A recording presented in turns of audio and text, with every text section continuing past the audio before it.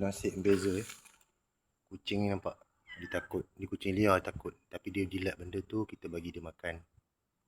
Dia tak bawa mudarat lah.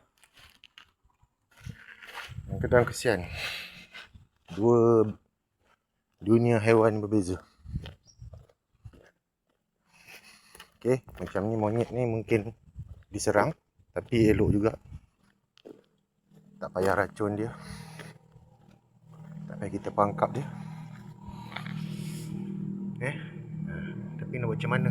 Anak monyet kesian tengok dia kan, macam muka manusia dia, tapi itulah, mungkin mak dia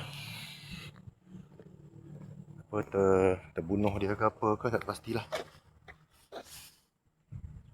Cuba biarkan, sebab banyak monyet melompat habis.